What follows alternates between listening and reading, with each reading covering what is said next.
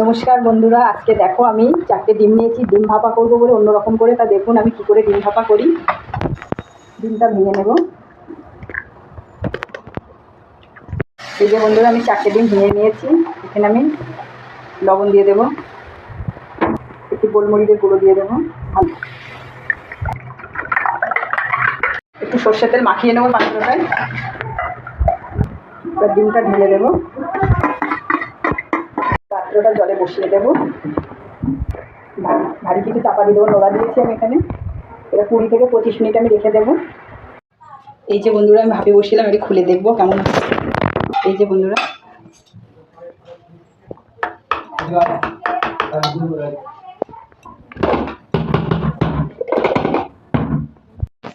এই দেখুন বন্ধুরা, আমি পিস পিস করে নিয়েছি। দেখতে কেমন হয়েছে যেন একদম পনিরের পিস। তা ভাপা ডিম আপনারা এরকম এইভাবে করতে পারেন। কড়াইটা বসিয়ে দিয়েছি, গরম হয়ে গেছে। এবার আমি তেল দিয়ে দেবো, জিরে দিয়ে দেবো, পেঁয়াজ কুচি দিয়ে দেবো। এখানে আদা রসুন পেঁয়াজ জিরে বেটে নিয়েছিলাম, লঙ্কা দিয়ে দেবো, ধনে গুঁড়ো দিয়ে দেবো 1 চামচ। এখানে আমি টমেটোর সস ব্যবহার করবো, আপনারা টমেটো ব্যবহার করতে পারেন। লবণ দিয়ে দেবো, হলুদ গুঁড়ো দিয়ে দেবো।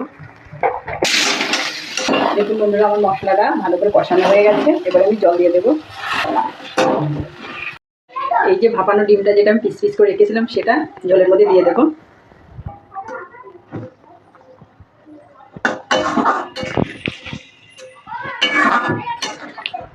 এই যে বন্ধুরা, আমার ডিম ভাপাটা রান্না হয়ে গেছে। এবার আমি নামিয়ে নেব। দেখুন বন্ধুরা, আমার ডিম ভাপাটা কত সুন্দর হয়েছে। কেউ বলবে এটা ডিম ভাপা মনে হচ্ছে যেন পনিরের তরকারি।